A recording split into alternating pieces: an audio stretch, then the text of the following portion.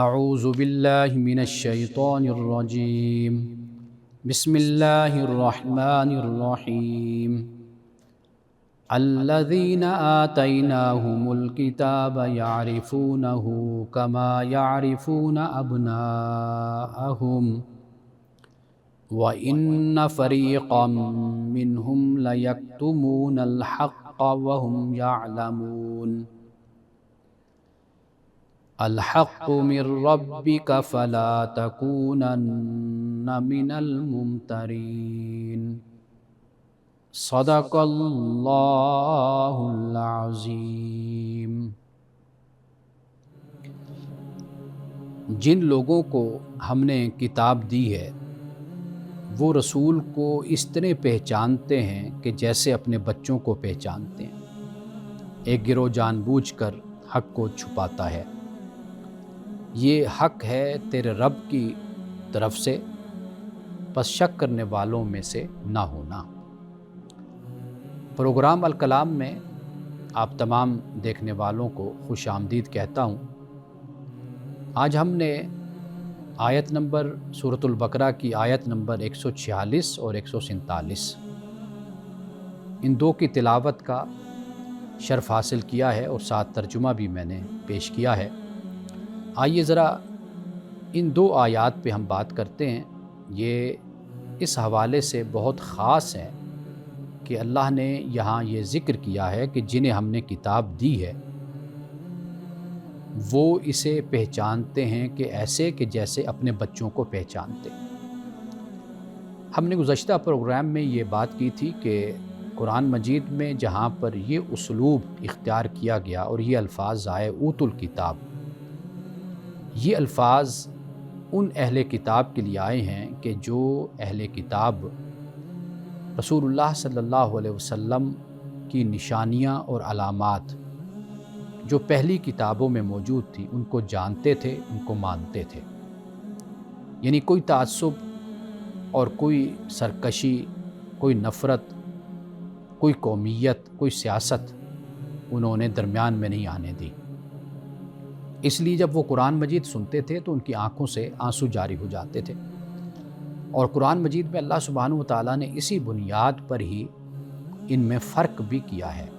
یعنی ایک طبقہ وہ ہے جس کا ذکر اس آیت نمبر 146 میں بھی اللہ پاک نے کیا ہے کہ ایک طبقہ وہ ہے کہ جو حق کو جانتے بوجھتے نہیں مانتا، انکار کر دیتا ہے۔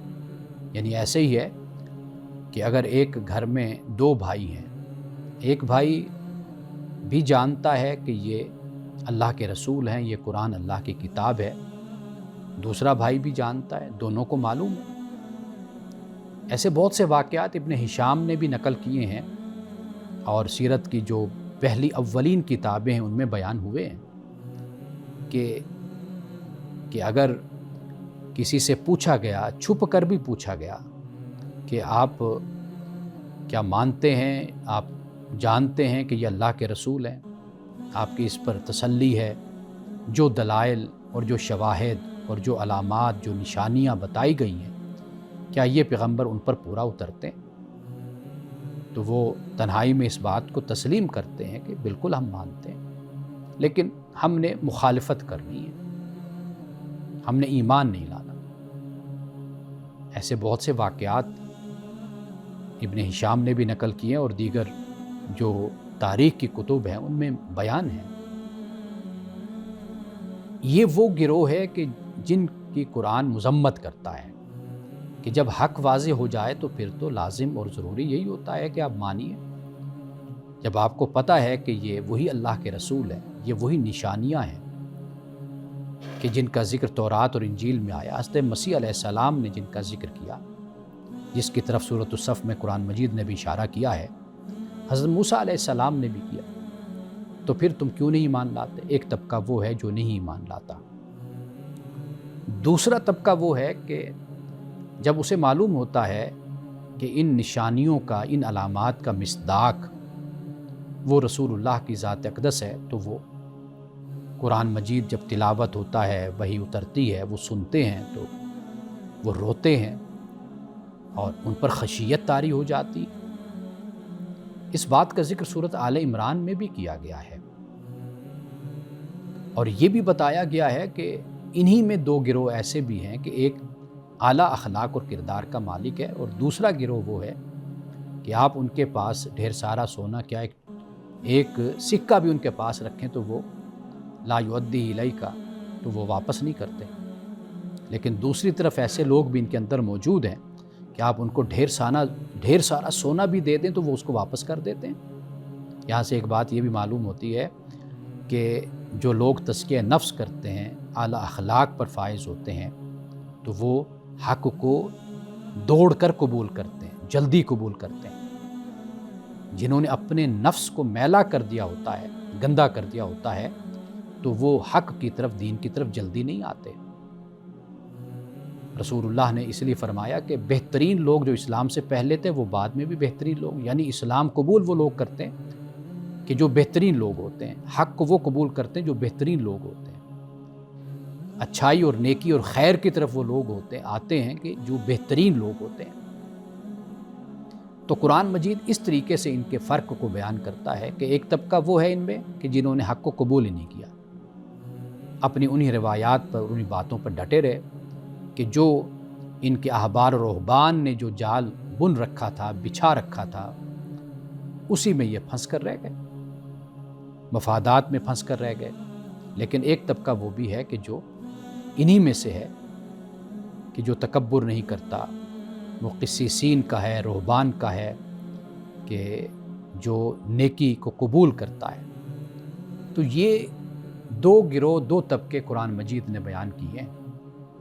اب یہاں پر جو یہ فرمایا کہ جنہیں ہم نے کتاب دی یہ پہچانتے ہیں جیسے اپنے بچوں کو پہچانتے ہیں، اور پھر لیکن ان میں سے ایک جو فریق ہے وہ یہ رویہ اختیار کرتا ہے کہ وہ حق کو چھپاتا ہے، حالانکہ وہ جانتے ہیں۔ تو یہاں سے ہمیں یہ معلوم ہو گیا کہ ہمیں ایک ہی لاٹھی سے سب کو نہیں ہانکنا چاہیے۔ یہود میں بھی بہت اعلیٰ دماغ اور اعلیٰ کردار کے لوگ موجود تھے اور ہیں، وہ ظلم پر آواز بھی اٹھاتے ہیں، ہم سے زیادہ آواز اٹھاتے ہیں۔ اسی طریقے سے نصارہ میں بھی ایسے بہت تعداد میں لوگ ہیں، قرآن مجید نے تو ان کی تعریف بھی کی، قسیسین کو، رہبان کی، قرآن مجید میں یہ بیان ہے۔ تو گویا کہ صرف عنوان کی بنیاد پر یا ایک ٹائٹل کی بنیاد پر سب کے ساتھ ایک جیسا سلوک نہیں کیا جاتا، نہ کیا جانا چاہیے۔ تو یہ بات ہمیں قرآن مجید یہاں پر سمجھاتا ہے کہ ایک فریق تو وہ ہے کہ جو آپ کو ایسے پہچانتا ہے کہ جیسے اپنے بچوں کو پہچانتا ہے، لیکن ایک فریق ان میں ایسا ہے کہ جو حق کو چھپاتا ہے اور اس کو معلوم بھی ہے۔ یہ بڑی اہم بات ہے جو قرآن پاک نے بیان کی ہے۔ رسول اللہ صلی اللہ علیہ وسلم کی صفات، آپ کا نسب، قبلہ اور آپ کا شہر، اس کا ذکر ہمیں ملتا ہے۔ میں کبھی تورات کے حوالوں سے میں آپ کو بتاؤں گا کہ کہاں کہاں پر یہ اس کو بیان کیا گیا ہے۔ تو یہ ان کو معلوم ہے، یعنی رسول اللہ کا نسب کیا ہے، نسب سے مراد یعنی قبیلہ، آپ بنو اسماعیل سے ہوں گے، بنو اسحاق سے نہیں ہوں گے۔ شہر کا بھی ذکر ہے، مکہ کا، یعنی عرب میں آپ کی پیدائش ہوگی، مکہ میں آپ کی پیدائش ہوگی۔ اور اس بات کا بھی بیان ہے کہ قبلہ کعبۃ اللہ یہ مقرر کیا جائے گا، اور آپ کی صفات بھی یعنی اعلیٰ اخلاق، اعلیٰ کردار، اس کا ذکر پھر ہمیں ملتا ہے۔ اب اسی آیت سے ہمیں یہ بھی معلوم ہوتا ہے کہ ایک گروہ جو ہے وہ اپنے سیاسی مفاد کی بنیاد پر اس نے انکار کر دیا کہ بھئی حق ہم نے قبول نہیں کرنا، بلکہ لیکتمون الحق، حق پر وہ پردہ ڈالتے ہیں، چھپاتے ہیں۔ قرآن مجید میں اللہ سبحانہ و تعالیٰ نے یہ فرمایا کہ جو لوگ چھپاتے ہیں جو ہم نے نازل کیا اسے، تو فرمایا کہ یہ وہ لوگ ہیں کہ ان پر اللہ کی لعنت ہے، مومنین کی، رسول کی، فرشتوں کی لعنت، حق کو چھپاتے ہیں۔ اب چھپاتا تو انسان وہی ہے نا کہ جب اس کو پتہ ہوتا ہے کہ یہ بات سچ ہے، حق ہے، تو پھر ہی وہ پردہ ڈالے گا نا۔ تو وہ یہ کام کرتے تھے کہ معلوم ہے، جیسے قرآن نے یہاں پر کہا کہ ان کو پتہ ہے، لیکن اس کے باوجود کیا کرتے ہیں؟ لیکتمون الحق، حق کو چھپاتے ہیں، حق پہ پردہ ڈالتے ہیں، پتہ ہوتا ہے۔ تو یہ صورتحال ہے کہ جس کو قرآن پاک نے آیت نمبر 146 میں اس کو بیان کیا ہے۔ تو وقفے کے بعد ہم آیت نمبر 147 پہ بات کرتے ہیں۔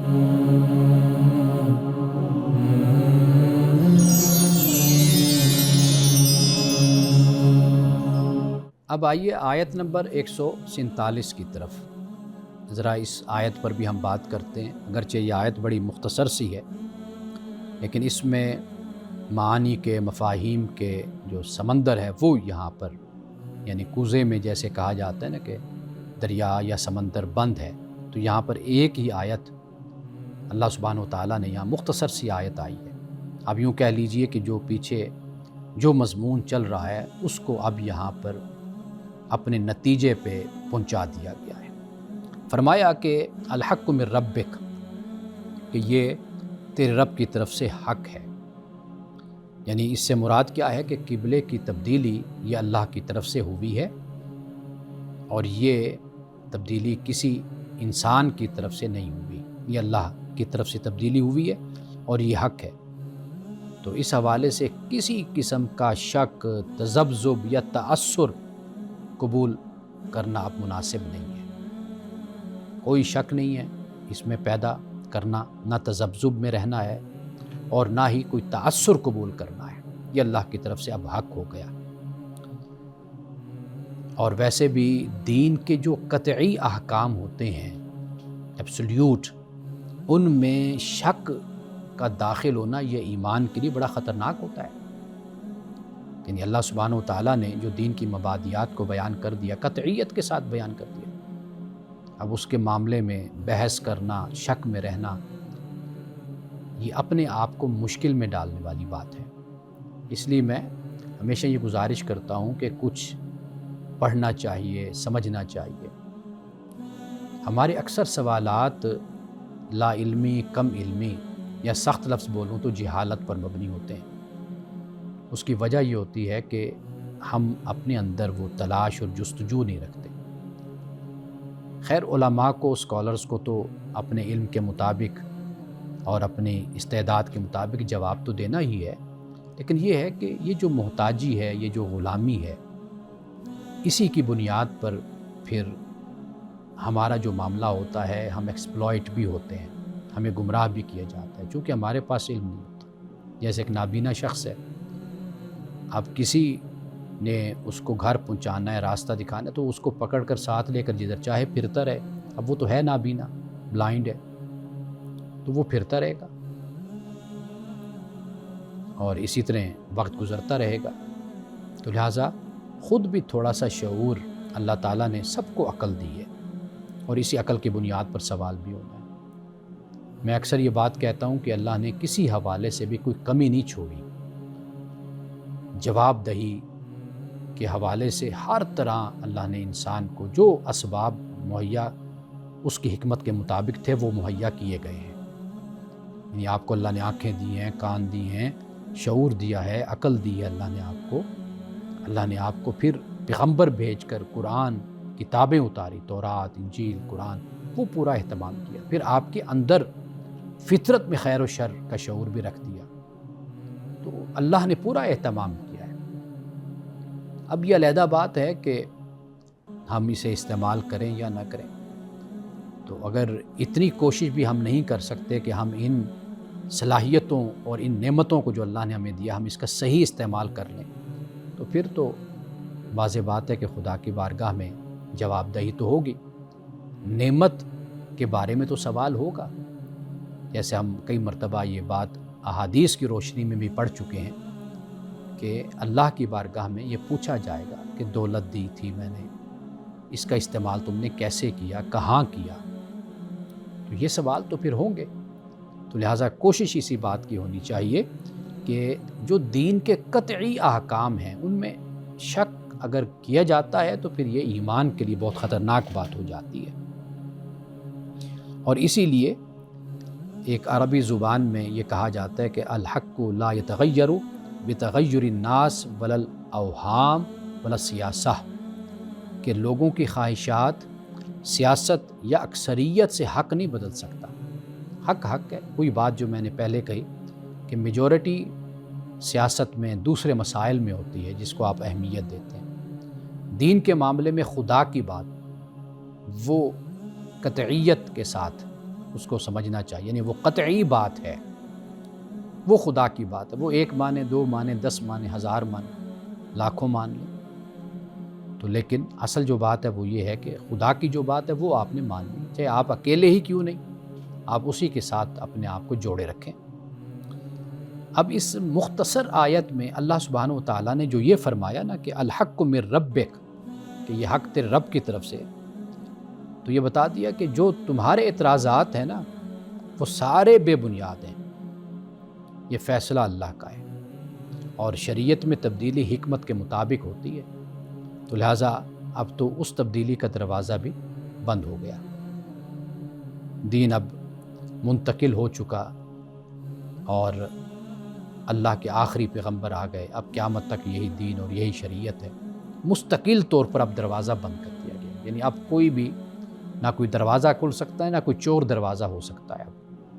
اب نہ کوئی تعبیرات چلیں گی اور نہ ہی اس طرح کی بحث چلے گی کہ جس سے ذرا بھر بھی یہ شائبہ ہو کہ کہیں پر نبوت کا مسئلہ جو ہے وہ اپنا تشریح ہے یا غیر تشریح ہے یا کوئی اور صورت ہے، ذلی ہے، بروزی ہے. اب اس کی کوئی گنجائش نہیں ہے.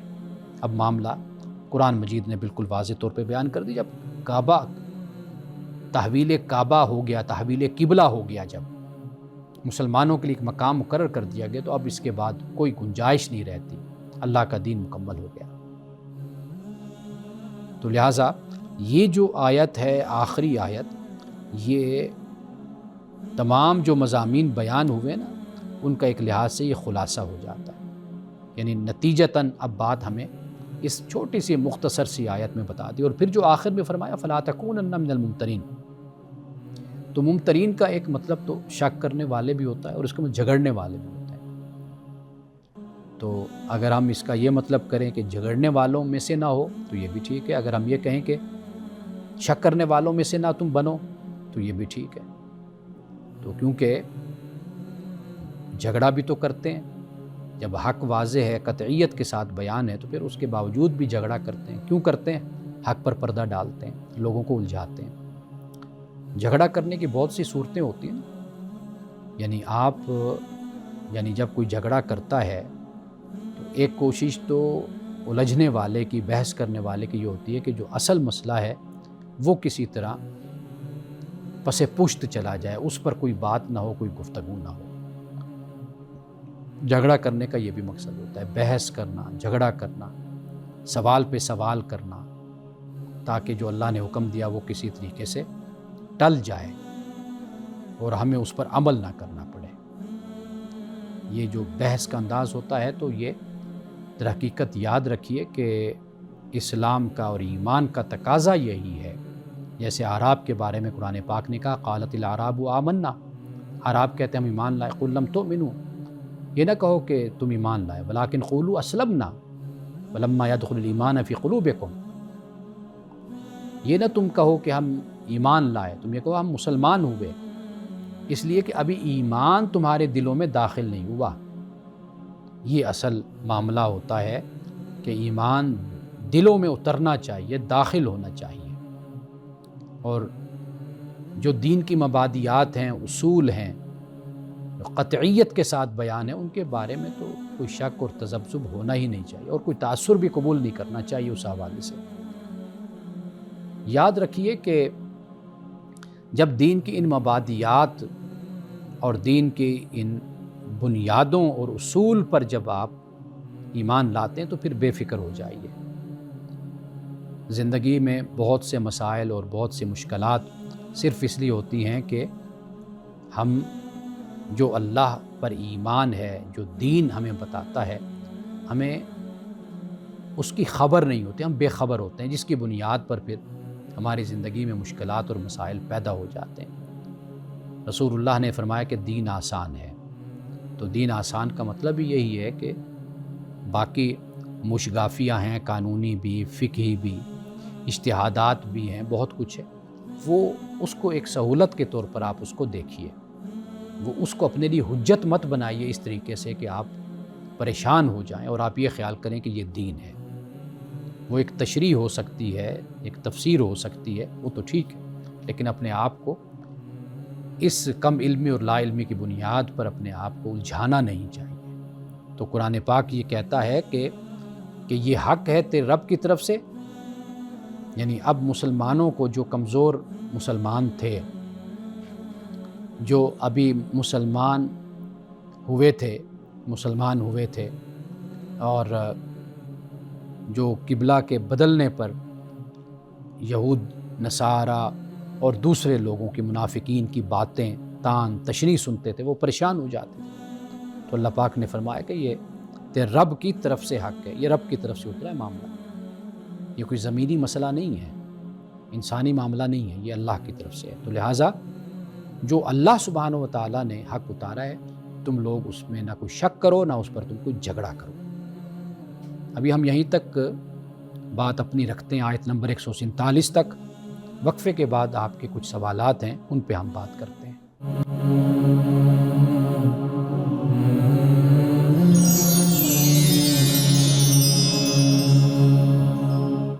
میرے محلے سے ایک نوجوان نے یہ سوال بھیجا ہے کہ وہ کہیں پر کسی خطیب کی تقریر سننے گئے تو وہاں پر وہ یہ بات بیان کر رہے تھے کہ ہر چیز اللہ کی تسبیح کرتی ہے، اور اونٹ تسبیح کرتا ہے اور شکر ادا کرتا ہے کہ تو نے مجھے اونٹ بنایا ہے، گدھا نہیں بنایا۔ پھر گدھا بھی اسی طرح تسبیح کرتا ہے اور پھر شکر ادا کرتا ہے، کہتا ہے کہ تو نے مجھے کتا نہیں بنایا۔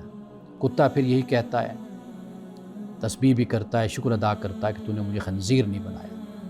اور خنزیر پھر یہ شکر ادا کرتا ہے اور کہتا ہے، تسبیح بھی کرتا ہے اور شکر ادا کرتا ہے کہ تو نے مجھے بے نمازی نہیں بنایا۔ تو وہ پوچھ رہے ہیں کہ یہ بے نمازی کے حوالے سے جو ایک حدیث کہہ کر بیان کی جاتی ہے کہ یہ رسول اللہ کا ارشاد ہے، روایت ہے، تو یہ کیا ایسے ہے یہ بات؟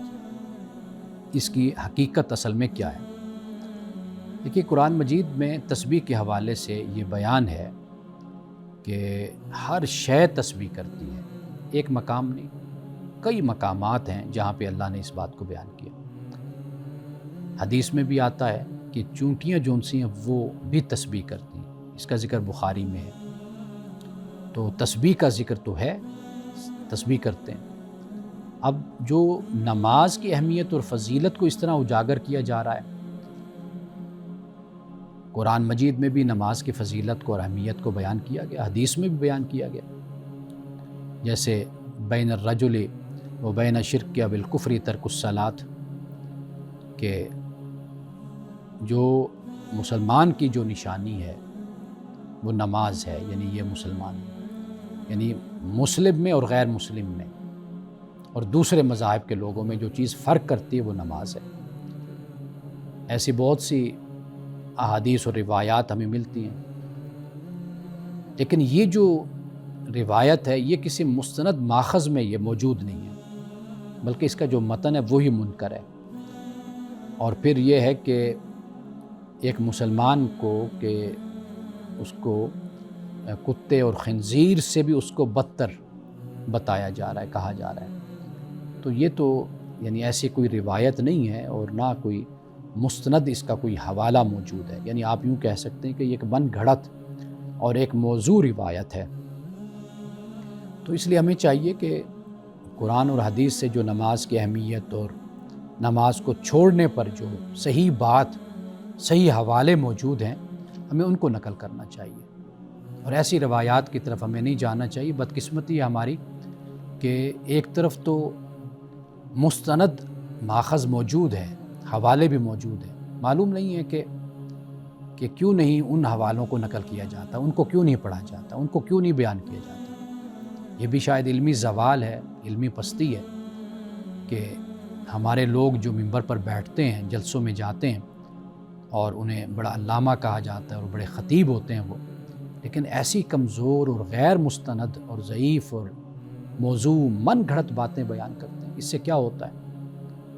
جو اصل قرآن ہے، جو رسول اللہ کی احادیث ہے، ان کو بیان کیا جانا چاہیے۔ اب ایک اور سوال ہے کہ قصاب گوشت تولنے کے بعد ہم نے دیکھا ہے کہ جب ہم گوشت لینے جاتے ہیں تو ہم اسے مثال کے طور پر کہتے ہیں کہ 1 کلو دے دو، تو وہ گوشت کی بوٹیاں کرتا ہے، پھر اس میں سے جو ہڈیاں ہوتی ہیں، چھچھڑے ہوتے ہیں، ان کو علیحدہ کر کے وہ پھینک دیتا ہے۔ اب سوال یہ ہے کیا کہ ہم نے تو کلو کہا لیکن اس میں سے پاؤ آدھ پاؤ کم ہو گیا، تو کیا یہ طریقہ جو قصاب کا ہے کیا یہ جائز ہے؟ اگر یہ گوشت کا حصہ ہے تو پھر پھینکا کیوں جاتا ہے؟ اگر حصہ نہیں تو پھر اس کی قیمت کیوں وصول کی جاتی ہے؟ یا تو یہ ہے کہ ساتھ دیا جائے، یا پھر یہ ہے کہ کم از کم اتنی قیمت کم کر لی جائے۔ یہ یعنی ہم بچپن سے یہ چیز دیکھتے ہیں، آج بھی ہم اسی طرح ہی دیکھتے ہیں کہ جب آپ کسی بڑے سٹور پر بھی چلے جائیں، آپ انہیں اگر کلو کا کہیں تو وہ اس کے ساتھ جو کچھ ہڈیاں ہیں، چھچھڑے ہیں، چربی وغیرہ جو بھی، وہ علیحدہ کر دیتے ہیں، گوشت پھر کلو سے بھی کم ہو جاتا ہے۔ تو یہ بڑا ایک اہم سوال ہے۔ دیکھیے، پہلی بات تو یہ کہ خریدار کو اس کا علم ہوتا ہے، اسے پتہ ہے کہ یہ سب کچھ کرنے کے بعد وزن کم ہوگا، وہ اس پر راضی ہوتا ہے، جانتا ہے اس بات کو، اور یہ مارکیٹ کا بھی مروج طریقہ ہے، یعنی میں، آپ، زید، عمر، بکر، سب کو پتہ ہے مارکیٹ کا یہ طریقہ ہے، لہٰذا اس میں کوئی حرج نہیں ہے، یہ جائز ہے، اس طریقے سے کیا جا سکتا ہے۔ ہاں، اگر قصاب گاہک سے، کسٹمر سے بالکل خالص گوشت کے پیسے لے، یعنی وہ یہ کہے کہ بھئی 1 کلو گوشت ہے، اس میں نہ ہڈی، نہ چربی، نہ چھچھڑے، کچھ نہیں، آپ اتنے پیسے ادا کر دیں، میں آپ کو 1 کلو پورا دے دیتا ہوں۔ اگر اس میں وہ دھوکہ دہی کرتا ہے، یعنی وہ پھر چربی یا ہڈیاں یا چھچھڑے ڈال کر دیتا ہے، تو پھر یہ دھوکہ ہے، یہ ناجائز ہے، یہ حرام ہے۔ تو لہٰذا ایک معروف ہوتا ہے نا، عرف ہوتا ہے، یعنی معاشرے میں کاروبار، تجارت، مارکیٹ، بازار میں ایک طریقہ چل رہا ہے اور یہ طے شدہ طریقہ ہے، سب اس کو جانتے ہیں، اس کو مانتے ہیں اور اسی کے مطابق چل رہے ہیں، تو لہٰذا یہ حرام نہیں ہے۔ حرام تب ہوگا کہ جب ایک بات طے کر لی جائے اور پھر اس میں دھوکہ دیا جائے، تو یہ پھر ہم اس کو کہتے ہیں کہ یہ ناجائز ہے، یہ حرام ہے۔ اور اس کے علاوہ ایک اور سوال سورۃ البقرہ کی آیت نمبر ہے 20، اس کے حوالے سے ایک سوال آیا ہے کہ آیت نمبر 20 میں اللہ کی قدرت پر ختم کرنے، یعنی ان اللہ علی کل شیء قدیر، اس کا فلسفیانہ اس کا مطلب کیا ہے؟ یعنی وَلَوْ شَاءَ اللَّهُ لَذَهَبَ بِسَمْعِهِمْ وَأَبْصَارِهِمْ إِنَّ اللَّهَ عَلَىٰ كُلِّ شَيْءٍ قَدِيرٌ، یہ فرمایا۔ اب اس کو ذرا سمجھ لیجئے کہ یہاں پر اللہ یہ فرماتا ہے کہ اللہ چاہے تو منافقین اور جو نافرمان لوگ ہیں ان کے دل و دماغ کو اللہ بند کر دے، یعنی ان کی سماعت کو، ان کی بصارت کو اللہ لے جائے اگر اللہ چاہے، لیکن اللہ کیا کرتا ہے؟ اللہ مہلت دیتا ہے۔ کیوں مہلت دیتا ہے؟ تاکہ حجت تمام ہو، حجت تمام ہو۔ تو یہ حجت تمام کرنے کے لیے اللہ سبحانہ و تعالیٰ ان کو مہلت دیتا ہے کہ وہ بعد میں کسی قسم کا شکوہ اور شکایت نہ کریں اور خود اپنی راہ چنیں۔ یہ انسان کے اختیار اور اللہ کی قدرت کے درمیان توازن کو ظاہر کرتی ہے یہ بات۔ تو لہٰذا اعمال کی جو ذمہ داری ہے وہ انسان پر ہے، تو جو ہدایت ہے یا گمراہی ہے وہ اللہ کے علم اور اس کی مشیت کے قانون کے تحت ہے۔ وقفے کے بعد دوبارہ چند سوالات کے ساتھ حاضر ہوتا ہوں۔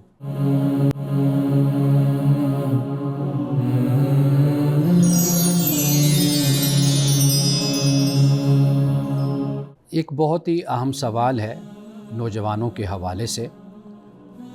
اس سوال کو بیان کرنے سے پہلے میں یہ عرض کرتا چلوں کہ ایسے سوالات پوچھنے میں شرم نہیں کی جانی چاہیے، ضرور پوچھنا چاہیے۔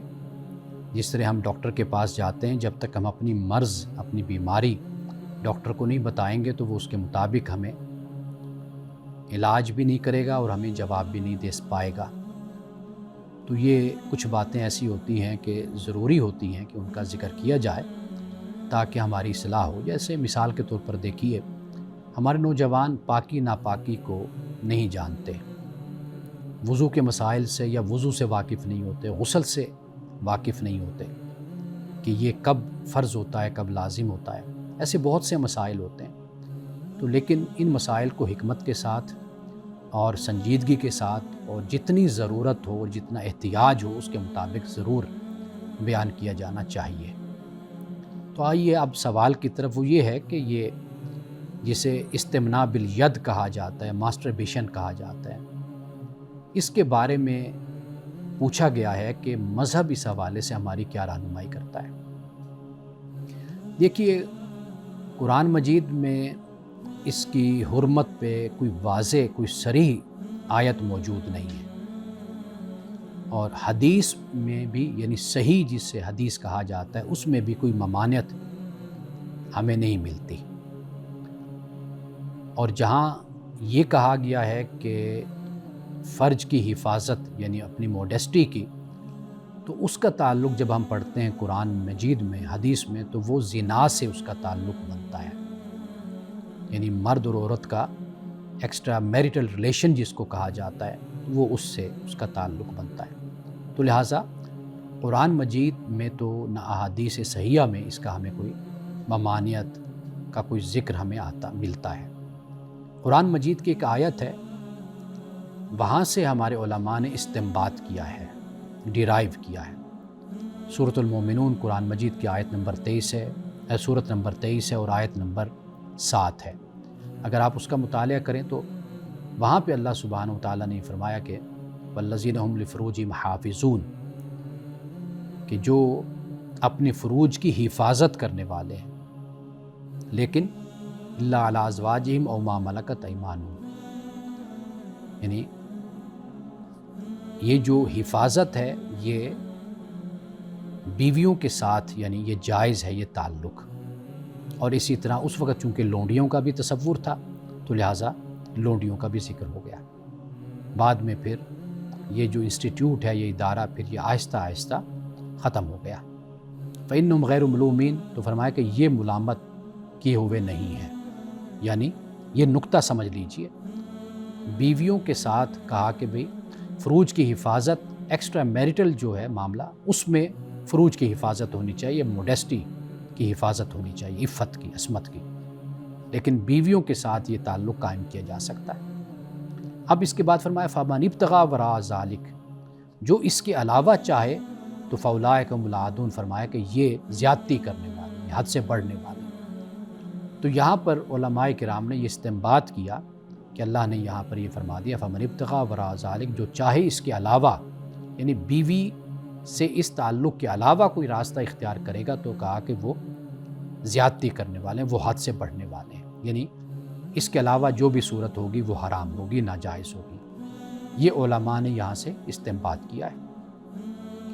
اب اس کے علاوہ جو صورتیں بنتی ہیں اس پر جو اتفاق ہے، زنا پر اتفاق ہے، قوم لوط کا جو عمل ہے یعنی ہوموسیکسوالٹی، اس پر بھی اتفاق ہے کہ یہ حرام ہے۔ وطی بہائم جو ہوتی ہے، یعنی جانوروں کے ساتھ یہ عمل کرنا، جنسی عمل، یہ بھی حرام ہے، ممنوع ہے۔ لیکن ان پر تو اتفاق ہے، لیکن جو استمناء بالید ہے، ماسٹربیشن ہے، اس پر اختلاف ہے۔ اختلاف کی بنیاد کیا ہے کہ اس کی صورت بالکل مختلف ہو جاتی ہے۔ امام احمد بن حنبل کے بارے میں یہ آتا ہے، بلکہ تفسیر قرطبی ہے اور الجامع لاحکام القرآن، یہ رات میں ان تفاسیر کو دیکھ رہا تھا تو اس میں یہ لکھا ہوا ہے کہ امام احمد بن حنبل نے باوجود بہت زیادہ پرہیزگار ہونے کے اس عمل کو جائز قرار دیا ہے، اور انہوں نے یہ کہا ہے کہ یہ ضرورت کے وقت اپنے بدن سے فضلہ کو خارج کرنا ہے، کہ جیسے فسد لگواتے ہیں، وہ جو فسد لگواتے ہیں اور پچھنے جن کو کہا جاتا ہے، وہ خون وہ جذب کر لیتے ہیں، نکالتے ہیں، تو وہ فاسد خون یا فاسد مادہ ہوتا ہے وہ نکلتا ہے۔ یہ امام احمد بن حنبل، اور اسی طرح امام حسن بصری، وہ ایک روایت سے وہ بھی اس کو برا نہیں سمجھتے تھے، لیکن امام مالک، امام شافعی یہ اس کو قطعی طور پر حرام ٹھہراتے، اور حنفیہ کے نزدیک یہ حرام ہے، ممنوع ہے، لیکن وہ کہتے ہیں کہ اگر شدید جذبات کا غلبہ ہو اور اس حالت میں اس فعل کا ارتکاب ہو جائے تو امید ہے کہ اللہ تعالیٰ معاف کرے گا۔ یعنی گویا کہ امام مالک، امام شافعی اور امام ابو حنیفہ ان کے نزدیک یہ حرام ہے، لیکن امام ابو حنیفہ نے یہ راستہ ایک بیان کیا کہ جیسے زنا سے بچنے کے لیے یا جذبات کا غلبہ اس طریقے سے ہے کہ وہ یہ عمل کر بیٹھتا ہے، ارادتاً نہیں، عمل ہو جاتا ہے، تو فرمایا کہ اللہ تعالیٰ اس کو معاف کرنے والا ہے۔